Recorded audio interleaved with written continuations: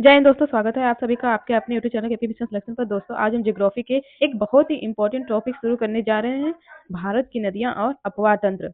ये एग्जाम के लिए ये टॉपिक बहुत ही इंपॉर्टेंट है क्योंकि हर साल 2 या 3 प्रश्न यहीं से पूछे जाते हैं। सबसे पहले एक सवाल है आप लोगों से, अगर भारत में नदियों ना होती तो क्या हो, हमारी सभ्यता का विकास हो पाता? नहीं हो पाता, बिल्कुल नहीं होता। इसलिए भारत को नदियों का देश भी कहा जाता है। आज हम समझेंगे हिमालयी नदियां में जैसे जो बारहमासी नदियां होती हैं उसको समझेंगे, प्रायद्वीपीय नदियां जैसे मौसमी नदियों को समझेंगे, और खास तौर पर हिमालयी अपवाह तंत्र के 3 मुख्य नदी तंत्र को डिटेल में देखेंगे। चलिए शुरू करते हैं। अब हम हिमालयी अपवाह तंत्र पहले समझ लेते हैं कि हिमालयी अपवाह तंत्र मतलब बारहमासी, जो मतलब वर्ष भर पानी में रहने वाली नदियां। ये क्या होती है ना, क्योंकि इनमें जो है पानी बर्फ के पिघलने और बारिश दोनों से मिलता है। हिमालय अपवाह तंत्र कैसे बनता है, इसमें जो है एक बर्फ जब पिघलता है और जो बारिश का पानी होता है, दोनों के मिलने से ही क्या होता है, हिमालय अपवाह तंत्र बनता है। और इसमें मुख्यतः कितनी नदी तंत्र शामिल है? 3 नदी तंत्र शामिल है। कितनी नदी तंत्र शामिल है? 3 नदी तंत्र शामिल है। हिमालयी अपवाह तंत्र में मुख्यतः 3 नदी तंत्र शामिल है। ठीक है, उनके नाम कौन कौन से हैं? तो सिंधु नदी तंत्र, गंगा नदी तंत्र और एक ब्रह्मपुत्र नदी तंत्र। तो हम सबसे पहले स्टार्ट करते हैं सिंधु नदी तंत्र के बारे में। सिंधु नदी तंत्र को देखते हैं हम लोग। सिंधु नदी तंत्र में मुख्य नदी सिंधु है। मुख्य नदी कौन सी है? सिंधु है। इसका उद्गम कहाँ से हुआ है? तो इसका उद्गम जो है तिब्बत में मानसरोवर झील के पास बोखरचू हिमनद से हुआ। किससे हुआ है? बोखरचू हिमनद से हुआ है। ठीक है, जिसे हम मानसरोवर क्षेत्र भी बोलते हैं। तो अगर सिंधु नदी क्षेत्र का उद्गम स्थल पूछेगा तो कहाँ से हुआ है? तिब्बत के मानसरोवर झील के पास से। ठीक है, इसकी सहायक नदियां कौन कौन सी? तो इसकी सहायक नदियां 5 नदियां हैं, झेलम, चिनाब, रावी, व्यास और सतलज। इसकी सहायक नदियां कौन कौन सी है? सिंधु नदी तंत्र की 5 नदियां सहायक है। कौन कौन सी? झेलम, चिनाब, रावी, व्यास और सतलज। ठीक है, अब सबसे पहली बात तो ये जो सिंधु नदी तंत्र है, इसमें जो नदियां हैं पाकिस्तान में जाकर अरब सागर में गिरती हैं। जितनी भी पांचों सिंधु नदी तंत्र की जो नदियां हैं, 5 सहायक नदी, वो जो है पाकिस्तान में जाकर अरब सागर से गिरती है। ठीक है, अब विशेष तथ्य देख लेते हैं। तो विशेष तथ्य क्या है? सिंधु जल समझौता 1960 के तहत भारत जो है सिंधु, झेलम और चेनाब के केवल 20% जल का उपयोग कर सकता है। सिंधु जल समझौता 1960 के तहत भारत, जो हमारा इंडिया है, सिंधु, झेलम और चेनाब के केवल 20% जल को उपयोग, मतलब केवल 20% ही जल इसका यूज कर सकता है हमारा भारत। ठीक है, ये सिंधु जल समझौता 1960 के अनुसार है। अब हम अगला देखते हैं। देखिए, सिंधु जल संधि नदियों का विभाजन 2 भाग में हुआ है। एक पश्चिमी नदियां और एक पूर्वी नदियां हैं। पश्चिमी नदियां जो पाकिस्तान के नियंत्रण में है, और पूर्वी नदियां जो किसके नियंत्रण में? भारत के नियंत्रण में है। देख लेते हैं। देखिए, तब सिंधु, झेलम, चिनाब हो गया, ये सब किसके नियंत्रण में है? ये सब पाकिस्तान के नियंत्रण में। ठीक है, और जो रावी, व्यास, सतलज है, ये सब किसके हैं? रावी और व्यास जो है ये सब किसके हैं? रावी, व्यास, सतलज जो है भारत के नियंत्रण में। ठीक है, आपको इसमें दिखाया गया है, देख लीजिए आप लोग ध्यान से। ये इतना जो एरिया है ये पाकिस्तान के नियंत्रण में है, और इतना एरिया जो है ये किसके? भारत के नियंत्रण में। ठीक है, जो सिंधु नदी तंत्र की सहायक नदियां हैं, इसमें 2 भाग में डिवाइड, एक पश्चिमी, एक पूर्वी। पश्चिमी साइड पाकिस्तान के नियंत्रण में है, पूर्वी साइड भारत के नियंत्रण में। ठीक है, अब हम दूसरा पॉइंट देख लेते हैं। हमारा अगला तंत्र कौन सा नदी तंत्र है? अगला नदी तंत्र है हमारा गंगा नदी तंत्र। कौन सा है? गंगा नदी तंत्र की बात कर लेते हैं। तो इसका उद्गम कहाँ से हुआ है? इसका उद्गम जो है देवप्रयाग में अलकनंदा और भागीरथी के संगम से क्या बनता है? गंगा नदी बनती है। कौन सी? गंगा बनती है। देवप्रयाग में अलकनंदा और भागीरथी के संगम से गंगा बनती है। और इसका उद्गम जो है गंगोत्री ग्लेशियर, इसका उद्गम किससे हुआ है? गंगोत्री गंगोत्री ग्लेशियर से होता है। ठीक है, जो कि कहाँ पड़ता है? गंगोत्री ग्लेशियर उत्तराखंड से होता है। ठीक है, उत्तराखंड से होता है। तो गंगा नदी का उद्गम कहाँ से होता है? गंगोत्री ग्लेशियर के उत्तराखंड से होता है। और ये किस नदी से मिलकर बनती है? तो देवप्रयाग में अलकनंदा और भागीरथी के संगम से क्या बनती है? गंगा नदी बनती है। अब इसकी लंबाई देख लेते हैं। इसकी लंबाई जो है 2525 किलोमीटर। भारत की सबसे लंबी नदी जो गंगा नदी है, भारत की क्या है, सबसे लंबी नदी है। और इसकी लंबाई कितनी है, 2525 किलोमीटर। कितना है, 2525 किलोमीटर। भारत की सबसे लंबी नदी कौन सी है, तो गंगा नदी। ठीक है। अब दाएं तट की सहायक नदियां देख लेते हैं। तो दाएं तट की सहायक नदियां हैं यमुना, सोन और पुनपुन। कौन सी हैं दाएं तट की सहायक नदियां, यमुना जो सबसे बड़ी है, सोन, पुनपुन। बाएं तट की सहायक नदियां रामगंगा, गोमती, घाघरा, गंडक और कोसी है। कौन कौन सी है, रामगंगा, गोमती, घाघरा, गंडक और कोसी है। गंगा में दो दो तट होते हैं, एक बाएं तट एक दाएं तट। उनकी बाएं तट की और दाएं तट की सहायक नदियां कौन कौन सी है, तो पहले दाएं तट की सहायक नदियां यमुना, सोन, पुनपुन। और बाएं तट की सहायक नदियां रामगंगा, गोमती, घाघरा, गंडक और कोसी। ठीक है। अब हम इसमें देख लेते हैं, इसकी नदियां जो रहती हैं, गंगा नदी तंत्र की जो नदियां रहती हैं, वो कहाँ, बंगाल की खाड़ी में सारी नदियां गिरती है। कहाँ गिरती है, बंगाल की खाड़ी में गिरती है। ठीक है। और भारत का सबसे बड़ा नदी तंत्र कौन सा है, तो भारत का सबसे बड़ा नदी तंत्र गंगा नदी तंत्र है। और सबसे अधिक जनसंख्या इसी किनारे बसती है। सबसे अधिक जनसंख्या किसके किनारे बसती है, सबसे अधिक जनसंख्या जो है गंगा नदी के किनारे बसती है। ठीक है। और किस नदी तंत्र के किनारे बसती हैं, तो गंगा नदी तंत्र के किनारे बसती हैं। ठीक है। हम अगला देखते हैं। इसमें अगला टॉपिक दिया है कि गोमती नदी का उद्गम स्थल पीलीभीत मैदानी क्षेत्र के पुल्लर झील से हुआ है। ये आप लोग याद रखिएगा, डीप पॉइंट है, मतलब इम्पोर्टेंट है। जो गोमती नदी का उद्गम है कहाँ से हुआ है, पीलीभीत मैदानी क्षेत्र के फुल्लर झील से हुआ। अगर झील पूछेगा तो फुल्लर झील से हुआ है, स्थल पूछेगा तो पीलीभीत से हुआ है। ठीक है।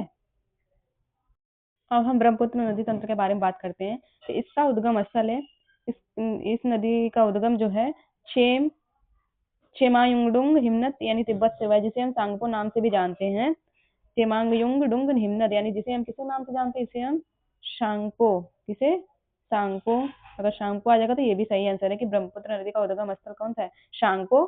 ये क्या है, चेमायुंगडुंग हिमनद यानी तिब्बत से हुआ है। ठीक है। इसमें नाम देख लेते हैं। तिब्बत मतलब ब्रह्मपुत्र नदी के और कुछ नाम से बुलाते हैं, ये भी नाम दिया गया है इसमें। तो तिब्बत में शांगपो, अरुणाचल में दिहांग, असम में ब्रह्मपुत्र और बांग्लादेश में जमुना। मतलब ये जो ब्रह्मपुत्र नदी है उसे अलग अलग राज्य में किस किस नाम से जानते हैं, तो ब्रह्मपुत्र नदी को तिब्बत में शांगपो, अरुणाचल में दिहांग, असम में ब्रह्मपुत्र और बांग्लादेश में किस नाम से जानते हैं, जमुना। ठीक है। अब हम इसमें इंपॉर्टेंट देख लेते हैं। यह जो है विश्व का सबसे बड़ा नदी द्वीप माजुली जो है असम बनाती है। यह जो नदी है सबसे बड़ा द्वीप माजुली जो है असम में बनाती है, माजुली द्वीप जो है असम में बनाती है। ठीक है। यह विश्व का सबसे बड़ा नदी जो है, ये जो ब्रह्मपुत्र नदी है, ये क्या बनाती है, माजुली द्वीप बनाती है, जो कि कहाँ बनाती है, असम में बनाती है। ठीक है। ब्रह्मपुत्र नदी एक द्वीप बनाती है, क्वेश्चन आ जाएगा, उस द्वीप का नाम क्या है, माजुली द्वीप बनाती है, जो कि कहाँ पड़ता है, असम में पड़ता है। ठीक है। और ये जो है, ये नदी जो है बांग्लादेश में गंगा से मिलती है। ठीक है। बांग्लादेश में कहाँ मिलती है, गंगा से मिलती है। यह भारत की सबसे चौड़ी नदी मानी जाती है। कैसी नदी मानी जाती है, सबसे बड़ी गंगा है, सबसे चौड़ी, भारत की सबसे चौड़ी नदी कौन सी है, माना जाता है सबसे चौड़ी नदी जो है, चौड़ी नदी जो है ब्रह्मपुत्र नदी है। ठीक है। सबसे चौड़ी नदी ब्रह्मपुत्र नदी है, सबसे बड़ी नदी गंगा नदी है। ठीक है। अब हम प्रायद्वीपीय अपवाह तंत्र की बात करते हैं। तो प्रायद्वीपीय अपवाह तंत्र जो है, ये नदियां मौसमी होती हैं। इनमें पानी मुख्यतः वर्षा से मिलता है। उसमें जो है हिमालयी नदियों में बर्फ के पिघलने और बारिश दोनों से मिलता है। और प्रायद्वीपीय अपवाह तंत्र में केवल मतलब बारिश के पानी से ही जो नदियां मौसम में होती हैं, मतलब बारिश जो होता है, वर्षा होता है, बस उन्हीं से ही पानी मिलता है। ठीक है। इसमें लिखा भी है, इसे जल विसर्जन की दिशा के आधार पर दो भागों में बांटा गया। प्रायद्वीपीय अपवाह तंत्र को कितने भागों में, दो भागों में बांटा गया। किस जल विसर्जन की दिशा के आधार पर इसे कितने भागों में बांटा गया है, दो भागों में बांटा गया है। अब हम इसमें दो भाग देख लेते हैं, कौन कौन सा है। इसमें दो भाग है, एक अरब सागर में गिरने वाली नदियां। ठीक है। तो अरब सागर में गिरने वाली नदियां देख लेते हैं कौन कौन सी हैं। तो अरब सागर में गिरने वाली नदियां जो है, ये नदियां एस्चुअरी यानी ज्वारनदमुख बनी, यानी डेल्टा नहीं बनाती हैं ये। ठीक है। ये एस्चुअरी मतलब ज्वारनदमुख बनाती हैं लेकिन डेल्टा नहीं बनाती है। ये नदियां एस्चुअरी बनाती हैं लेकिन डेल्टा नहीं बनाती हैं।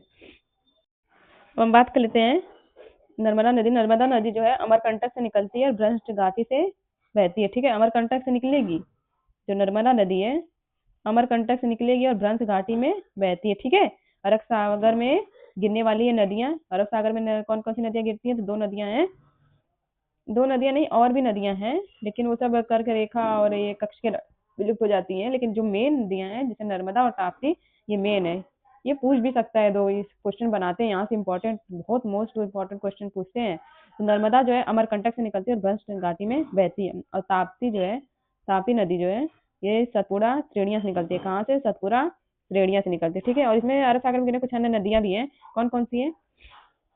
साबरमती और माही। साबरमती जो और माही जो है, साबरमती और माही, माही जो है कर्क रेखा को कितनी बार काटती है? 2 बार काटती है कर्क रेखा को, कितनी बार? 2 बार काटती है। और लूनी नदी जो है ये कहाँ कक्ष के रण में विलुप्त हो जाती है?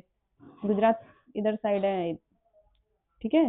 वो कक्ष के रण में क्या हो जाती है? विलुप्त हो जाती है, ठीक है। और अगला बात करते हैं, तो अगला जो है बंगाल की एक अरब सागर में गिरने वाली नदियां हैं, नर्मदा ताप्ती।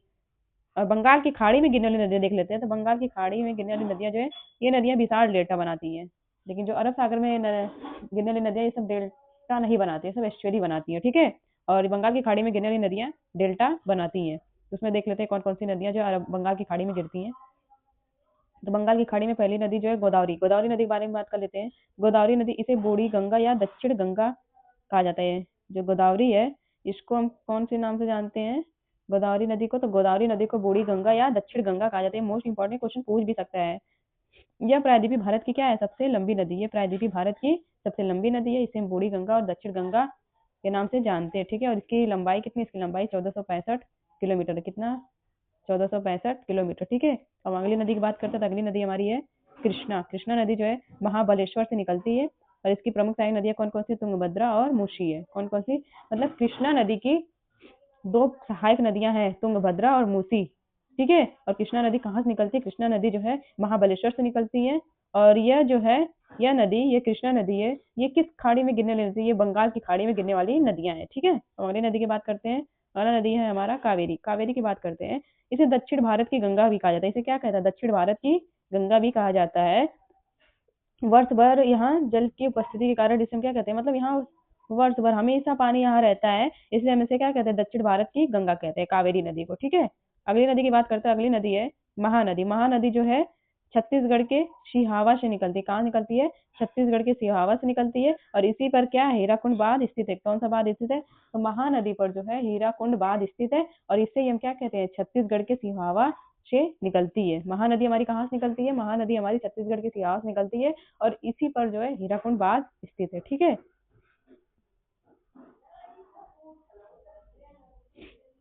आप लोग को यहाँ मैप में दिखा दिया है नर्मदा ताप्ती, जो कि अरब सागर में गिरने वाली नदियां हैं। ये सारी नदियां अरब सागर में, ठीक है।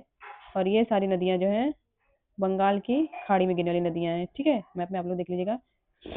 अब अगला टॉपिक, अगला देखते हैं। अगला है नदी संगम पंचप्रयाग। पंचप्रयाग, अलकनंदा और धौली गंगा के मिलने से कौन सी नदी बनती है? कौन सा? पंचप्रयाग, विष्णुप्रयाग। विष्णुप्रयाग की दो नदियों से मिलकर बनता है तो अलकनंदा और धौली गंगा, ठीक है। इस तरह क्वेश्चन पूछता है। और रुद्रप्रयाग की नदियों के मिलने से मिलता बनता है रुद्रप्रयाग जो है अलकनंदा और मंदाकिनी के मिलने से निर्माण होता है रुद्रप्रयाग का, ठीक है। अगला देखते हैं, अलकनंदा और भागीरथी के मिलने से देवप्रयाग बनता है। कौन सा? अलकनंदा और भागीरथी के मिलने से देवप्रयाग बनता है, ठीक है। अब अफवाह प्रतिरूप हम देख लेते हैं। तो अफवाह प्रतिरूप में कुछ अफवाहें भी रहती है ना, इसमें अफवाह तो सबसे ज्यादा मोस्ट इंपॉर्टेंट है। अगर पेपर टिपिकल्ट बनाना है तो पेपर टिपिकल्ट अगर तभी बनाएगा जिसमें अफवाह ज्यादा हो। अफवाह अगर दे देगा तो आप लोग को, कितने लोग अफवाह छोड़ देते हैं, लेकिन अफवाह जहाँ देता है तो उसको मोस्ट इंपॉर्टेंट माना कीजिए। हिमालय की नदियां पूर्ववर्ती हैं। हिमालय की नदियां पूर्ववर्ती हैं, ठीक है। तो अफवाह जो है, अफवाह का उदाहरण है, यानी ये हिमालय बनने से पहले, मतलब हिमालय नहीं बना था तभी से ये नदियां बह रही है, ठीक है। ये जो हिमालय की नदियां, मतलब हिमालय के ये जितनी नदियां हैं, अलकनंदा, भागीरथी, धौली गंगा, मंदाकिनी, ये सब क्या है? हिमालय जब नहीं बना था उसके पहले से ये नदियां बह रही है, ठीक है। ये अफवाह है, आप लोग याद रखिएगा इसको। अब अगला बात करते हैं, तो अगला हमारा टॉपिक है पश्चिम की ओर बहने वाली नदियां कौन कौन सी हैं? तो पश्चिम की ओर बहने नदियां नर्मदा और ताप्ती डेल्टा न बनाकर एस्चुरी बनाती है, क्योंकि ये कठोर चट्टानी क्षेत्रों में बहती है और गाद कम लाती है, मतलब सेडिमेंट कम लाती है, ठीक है। हम लोग, आप लोग देख चुके थे ऊपर मैं आपको समझाई थी कि नर्मदा और ताप्ती जो है डेल्टा न बनाकर एस्चुरी बनाती है इन कठोर चट्टानों क्षेत्रों से बहती है। ठीक है, कहाँ से बहती है? कठोर चट्टानों क्षेत्रों से बहती है। और धुआंधार जलप्रपात की बात करते हैं तो नर्मदा नदी पर जबलपुर एमपी में स्थित है। ये धुआंधार जलप्रपात है, कहाँ स्थित है? नर्मदा नदी पर जबलपुर एमपी में स्थित है। ठीक है, धुआंधार जलप्रपात किस नदी पर स्थित है? नर्मदा नदी पर स्थित है। और कहाँ स्थित है? जबलपुर एमपी में। ठीक है, अब हमारा अगला टॉपिक है भारत के राज्य और राजधानी देख लेते हैं। तो भारत के 28 राज्य हैं, वो उनके राजधानी के याद करने की ट्रिक देख लेते हैं। तो भारत में राज्य जो है 28 राज्य। ठीक है, उसमें पहला राज्य हमारा बिहार। बिहार की राजधानी क्या है? पटना। पटना जो है, बिहार के लोग खुद पटना होते हैं, मतलब बातों में माहिर होते हैं। ठीक है, बिहार के लोग क्या होते हैं? कभी कभी अच्छे होते हैं, यही मान लो, यही मान के चलो। ठीक है, तो बातों में क्या होते हैं? बाहिर होते हैं। तो बिहार के लोग बहुत पटना होते हैं, मतलब बिहार की राजधानी क्या हुआ? पटना हुआ। अब असम की बात करें तो असम जो है दिसपुर। ठीक है, असम की राजधानी क्या है? दिसपुर। असम की चाय पीने के बाद दिस बन जाता है, मतलब हमारा दिन बन जाता है। ठीक है, तो असम की राजधानी दिसपुर। झारखंड की बात करें तो झारखंड की राजधानी रांची है। धोनी जो कहाँ के रहने वाले? रांची के हैं। और झारखंड में झरने बहुत हैं। झारखंड में क्या है? झरने बहुत हैं। और रांची जो है उनकी झारखंड की राजधानी। अब हम गोवा की बात करें, गोवा की राजधानी पणजी है। गोवा में जाकर सब जी भर के मजे लेते हैं। गोवा में जाकर क्या करते हैं? सारे लोग एंजॉय नहीं करते हैं। तो जी जी यानी पड़ जी, यानी गोवा की राजधानी पणजी। ठीक है, अब अगला देख लेते हैं। अगला हमारा राज्य है हिमाचल प्रदेश। हिमाचल प्रदेश की राजधानी शिमला। शिमला शिमला जो है हिमाचल प्रदेश की राजधानी है। तो हिमालय में जाकर शिमला मिर्च खाओ। क्या खाओ? हिमालय में जाकर शिमला मिर्च खाओ। ठीक है, मिर्च खाओगे अभी तो पूरा शिमला घूमोगे। तो हिमाचल प्रदेश की राजधानी जो है शिमला है। ठीक है, केरल की राजधानी तिरुवनंतपुरम, यानी केरल का करेला खाने से अनंत समय लगता है। अच्छा, ये बात है, करेला ऐसे ही कड़वा होता है, समय तो लगेगा। तो अनंत मतलब तिरुवनंतपुरम। और केरल, केरल मतलब करेला, मतलब क्या होगा? केरल। तो केरल का करेला खाने में क्या लगता है? अनंत समय लगता है, यानी टाइम लगता है। तो केरल की राजधानी तिरुवनंतपुरम। हम कर्नाटक की राजधानी बात करें तो कर्नाटक की राजधानी है बेंगलुरु। कर्नाटक यानी नाटक, मतलब क्या होता है? कर्नाटक। नाटक से ही समझ जाओ, यानी कर्नाटक, करने वालों को बगल यानी बेंगलुरु में बिठाओ। मणिपुर की राजधानी इम्फॉल है। जिसके पास मणि है वो फॉल, यानी गिरेगा नहीं। जैसे जिसके पास पैसा ज्यादा रहेगा वो गिरेगा नहीं ना। तो मणिपुर की राजधानी क्या है? इम्फॉल। मेघालय की बात करें, मेघालय की राजधानी शिलोंग है। मेघ यानी बादल, सैल यानी चट्टान या शिला पर बरसते हैं। तो मेघालय मतलब मेघालय, मेघ मतलब बादल, सैल मतलब शिलोंग हो गया। मेघालय की राजधानी शिलोंग। नागालैंड की राजधानी कोहिमा है, यानी नाग को देखकर सब कहते हैं कोहिमा बचाओ, कोई भी माँ बचाओ। कोहिमा यानी कोहिमा। नागालैंड की राजधानी क्या है? कोहिमा। उड़ीसा की राजधानी क्या है? उड़ीसा राज्य की राजधानी भुवनेश्वर है। क्या है? भुवनेश्वर है। ठीक है, तो भुवनेश्वर यानी उड़ीसा के भुवन जगन्नाथ जी हैं। उड़ीसा के भुवन यानी ईश्वर कौन है? जगन्नाथ जी है। तो भुवन मतलब क्या हो जाएगा? भुवनेश्वर यानी उड़ीसा। उड़ीसा की राजधानी क्या है? भुवनेश्वर है। और राजस्थान के बाद राजस्थान की राजधानी जयपुर है। राजाओं यानी राजाओं की हमेशा क्या होती है? जय होती है। तो राजस्थान की राजधानी क्या होगा? जयपुर। सिक्किम राज्य की राजधानी गंगोटक है। सिक्के को गंगट में टोक दिया, मतलब डाल दिया। ठीक है, तो सिक्किम की राजधानी गंगोटक है। तमिलनाडु की राजधानी चेन्नई है। तुम मिले तो चैन आया, मतलब तुम मतलब तमिलनाडु। और चैन, चैन यानी चेन्नई। तमिलनाडु की राजधानी चेन्नई। उत्तर प्रदेश की राजधानी लखनऊ। नवाबों का उत्तर हमेशा क्या होता है? लखनवी अंदाज में होता है। लखनवी यानी लखनऊ। नवाबों का उत्तर, उत्तर मतलब उत्तर प्रदेश। ठीक है, तो पश्चिम बंगाल की राजधानी कोलकाता है। तो बंगाल में काले जादू से बचो। किससे बचो? यानी काले यानी कोल, जादू से बचो यानी कोलकाता। काले मतलब यानी कोल, यानी कोलकाता। पश्चिम बंगाल यानी बंगाल, बंगाल से पश्चिम। अरुणाचल प्रदेश की राजधानी ईटानगर है। अरुण ईट से घर बना रहा है। अरुण क्या है? ईट से। अरुण मतलब अरुणाचल प्रदेश, ईट से मतलब यानी ईटानगर। ठीक है, आंध्र प्रदेश की राजधानी अमरावती, यानी अंधे लोग अमर होते हैं। अंधे लोग क्या होते हैं? अमर। अंधे यानी आंध्र प्रदेश, अमर मतलब अमरावती। और छत्तीसगढ़ की राजधानी रायपुर है। 36 लोगों से हमेशा क्या लेनी चाहिए? राय लेनी चाहिए। 36, 36 यानी छत्तीसगढ़। राय मतलब क्या होगा? रायपुर। और गुजरात की राजधानी गांधीनगर है। गुजरात में गांधी जी का क्या हुआ था? जन्म हुआ था, इसलिए गुजरात का गुजरात ही रहेगा। गांधी जी मतलब गांधीनगर। हरियाणा राज्य की राजधानी चंडीगढ़ है। हरि भगवान के पास जाने के लिए क्या करना पड़ता है? चंडी का पाठ करो। ठीक है, तो हरि के पास जाने के लिए चंडी का पाठ। हरि मतलब हरियाणा, चंडी मतलब चंडीगढ़। और पंजाब की राजधानी चंडीगढ़ ही है। तो हरियाणा और पंजाब दोनों एक ही गढ़ है, इसलिए दोनों की राजधानी क्या है? चंडीगढ़ है। ठीक है, दोनों की राजधानी क्या है? एक ही है। ठीक है, तो ये दोनों एक ही है। हरियाणा पंजाब की राजधानी चंडीगढ़ है। और मध्य प्रदेश की राजधानी भोपाल है। भारत के मध्य में क्या? भोपू बजा। भारत के मध्य में भोपू बजा, यानी मध्य प्रदेश की राजधानी भोपाल। भारत के मध्य यानी मध्य प्रदेश, भोपू मतलब भोपाल। महाराष्ट्र की राजधानी क्या है? मुंबई। महाराष्ट्र की राजधानी मुंबई, यानी महान राष्ट्र की मुंबा देवी। मुंबा मतलब मुंबई हो जाएगा। और महान मतलब महाराष्ट्र, ठीक है। मिजोरम, मिजोरम की राजधानी जो है आइजोल है। मिजोरम की राजधानी क्या है? आइजोल है। जोरम ने आइज बंद कर ली, जोरम ने क्या की? आइज बंद कर ली, जोरम ने आइज बंद कर ली। तो मिजोरम की राजधानी आइजोल है। तेलंगाना की राजधानी, तेलंगाना की राजधानी जो है हैदराबाद है। क्या है? हैदराबाद है। तेल गिरने से हैरानी हुई, तेल अभी गिर जाता तो हैरानी होता ही है, तेल इतना महंगा भी चल रहा है। तेल यानी तेलंगाना, हैरानी मतलब हैदराबाद। त्रिपुरा मतलब, त्रिपुरा की राजधानी क्या है? त्रिपुरा की राजधानी है अगरतला। त्रिपुरा के मंदिर में अगरबत्ती जलाओ, त्रिपुरा के मंदिर में अगरबत्ती, तो अगरबत्ती मतलब अगरतला, त्रिपुरा मतलब त्रिपुरा राज्य। त्रिपुरा की राजधानी क्या है? अगरतला। उत्तराखंड की राजधानी, उत्तराखंड की राजधानी है देहरादून, ठीक है। उत्तर देने के लिए क्या? देरी मत करो, देरी मत करो, यानी देर से देहरादून हो जाएगा, उत्तर मतलब उत्तराखंड। अब हम केंद्र शासित यानी यूनियन टेरिटरीज और राजधानी से, तो भारत में 8 केंद्र शासित प्रदेश है। कितने वर्तमान में कितने केंद्र शासित प्रदेश है? तो 8 केंद्र शासित प्रदेश, उनके नाम लिख लेते हैं। उनके नाम है अंडमान और निकोबार द्वीप समूह। इसकी राजधानी जो है पोर्ट ब्लेयर है, ठीक है। इसकी राजधानी क्या है? इसकी राजधानी जो है, इसकी राजधानी पोर्ट ब्लेयर है। चंडीगढ़ की राजधानी चंडीगढ़ है। दादरा और नगर हवेली तथा दमन और दीव, ये दमन और दीव पहले अलग था, अब तो एक ही में हो गया है। दादरा और नगर हवेली तथा दमन दीव की राजधानी दमन है। दिल्ली, दिल्ली यानी इसकी राष्ट्रीय राजधानी क्षेत्र जो है नई दिल्ली है। जम्मू और कश्मीर की राजधानी श्रीनगर, गर्मियों में श्रीनगर, सर्दियों में जम्मू है, ठीक है। दो राजधानियां बनी। जम्मू और कश्मीर की अगर गर्मियों में पूछेगा तो श्रीनगर, सर्दियों में पूछेगा जम्मू। लद्दाख की राजधानी लेह है। लक्षद्वीप की राजधानी क्या है? कावरत्ती है। और पुदुचेरी की राजधानी, पुदुचेरी की राजधानी पुदुचेरी है, ठीक है। पुदुचेरी की राजधानी क्या है? पुदुचेरी है, ठीक है। तो दोस्तों, आज हमने भारत के हिमालय और प्रायद्वीप पठार के नदी तंत्र को डिटेल में समझे हैं। और याद रखिए आप लोग, हिमालय नदियां मतलब जो वर्ष भर बहती रहती हैं, और प्रायद्वीप पठार नदियां अधिकतर जो मौसमी होती हैं, जो मौसम के अनुसार बहती हैं। और 3 मुख्य हिमालय रिवर सिस्टम, मतलब जो 3 मुख्य हिमालय नदियां हैं, उनके तंत्र हम लोग देखें, सिंधु, गंगा, ब्रह्मपुत्र। ये एग्जाम में यहीं से डायरेक्ट क्वेश्चन आते हैं, इसलिए ये 3 पॉइंट्स आप लोग आज ही रिवाइज कर लीजिए, ठीक है। और ये इससे ना क्वेश्चन मैं देख रही हूँ, यूपीपी और यूपी होमगार्ड में इतना क्वेश्चन पूछा गया, इसका पीवाईक्यू मैं आप लोगों को जल्दी सॉल्व करवाऊंगी। और इसमें अभी तो ऐसे ज्योग्राफी का पढ़ा दे रही हूँ आप लोग को थ्योरी, इसका पीवाईक्यू मैं जल्दी लाने वाली हूँ, ठीक है। तो आप लोग खुद, मेरा ये जो थ्योरी है, आप लोग थ्योरी और एमसीक्यू से कंपेयर करेंगे तो दोनों सेम ही है, ठीक है। और उसी से मोस्ट इम्पोर्टेंट क्वेश्चन आए हैं, जो मैंने थ्योरी आपको पढ़ाया है वही से क्वेश्चन सारा बन के आया है, ठीक है। तो दोस्तों, अगर आप लोग को वीडियो पसंद है तो वीडियो को लाइक कर दीजिए, चैनल को सब्सक्राइब कर लीजिए, ताकि आपको अगले वीडियो तुरंत मिल जाए। तो जय हिंद दोस्तों, तब तक के लिए मिलते हैं अगले वीडियो में। पढ़ते रहिए, बढ़ते रहिए। जय हिंद।